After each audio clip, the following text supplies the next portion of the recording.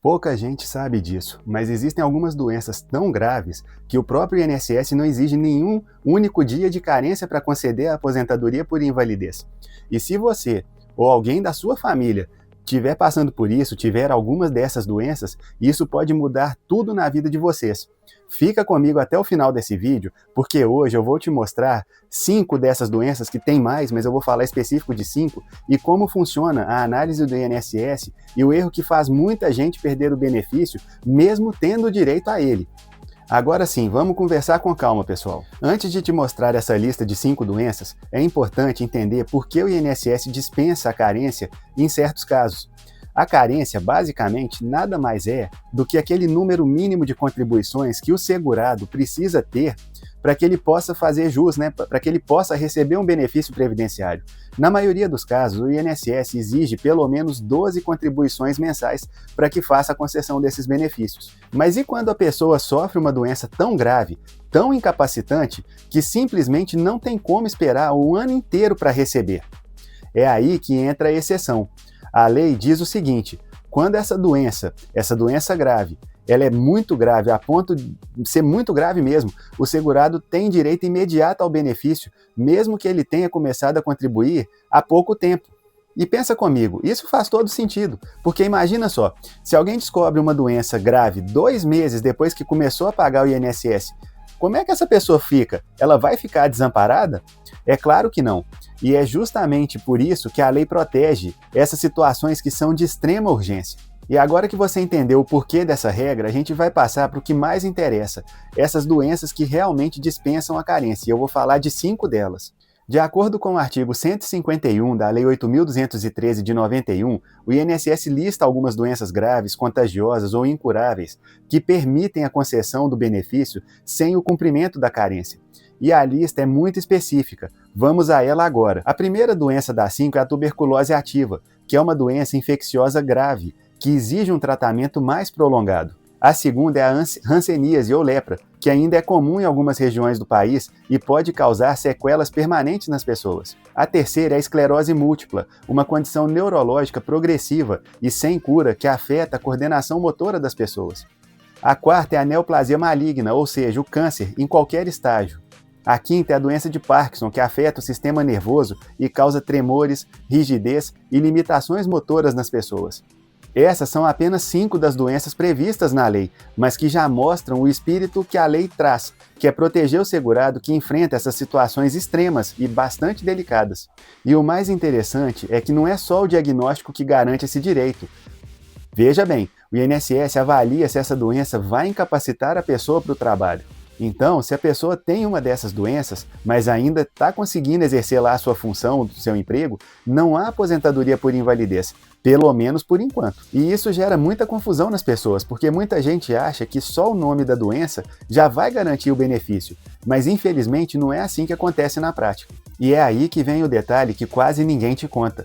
Não basta estar doente, é preciso provar a incapacidade para o trabalho. E é sobre isso que a gente vai falar agora também no vídeo. O que o perito do INSS faz é analisar se a doença realmente impede o trabalho. Ou seja, ele avalia o quadro clínico, os laudos, os exames, o histórico médico e principalmente também a função que a pessoa desempenha lá na empresa. Porque uma coisa é você ser um bancário com Parkinson, por exemplo. Outra coisa é ser um pedreiro com Parkinson. É a mesma doença, mas perceba que essa doença vai causar impactos completamente diferentes na capacidade laboral dessa pessoa. E é aí que entra o ponto mais delicado de todos, a perícia médica do INSS.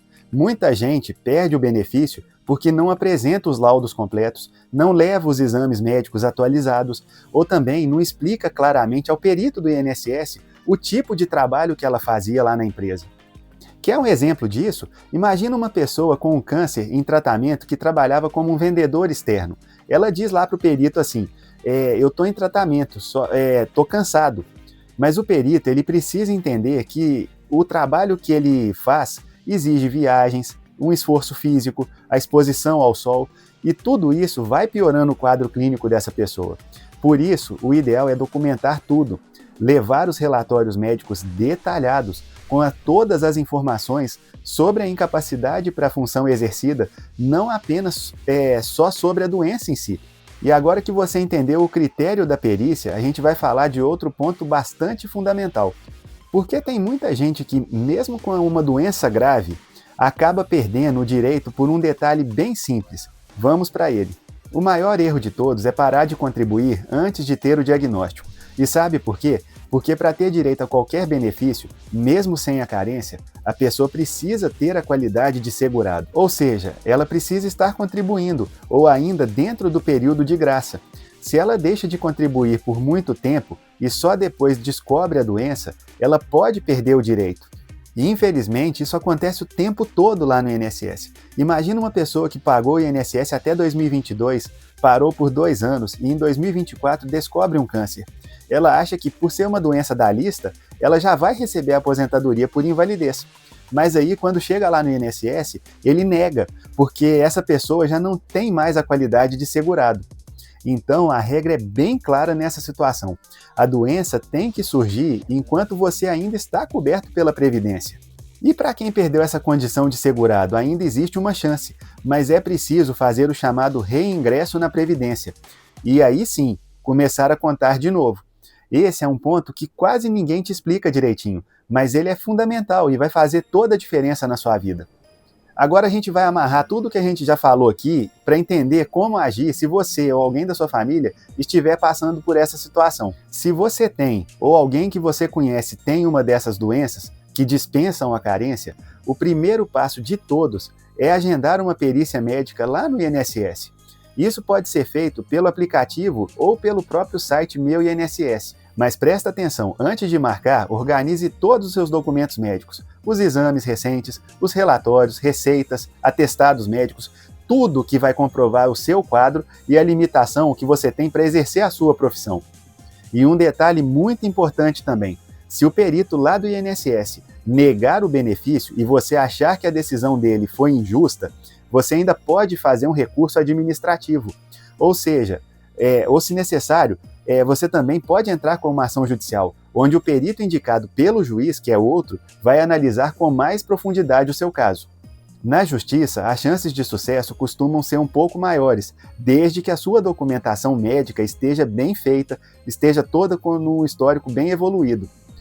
Resumindo tudo o que a gente viu então, existem doenças graves listadas na lei, que não exigem a carência. O direito depende da incapacidade para o trabalho, e não apenas do diagnóstico dessa doença. É essencial que você mantenha a qualidade de segurado. E se o benefício for negado administrativamente, há caminhos para recorrer ainda. E se esse conteúdo te ajudou a entender melhor como que o INSS funciona, já deixa seu like aqui para eu saber que valeu a pena trazer sobre esse tema. Se você quiser que eu fale um pouco mais das outras doenças ou de outras situações específicas, também comenta aqui embaixo. Eu tento ler todos os comentários sempre. E claro, não deixe de se inscrever aqui no canal, porque aqui eu trago um conteúdo jurídico prático, direto e que pode realmente fazer a diferença no seu dia a dia. Eu já estou gravando o próximo vídeo, pessoal. Conto com você lá, hein? Até mais!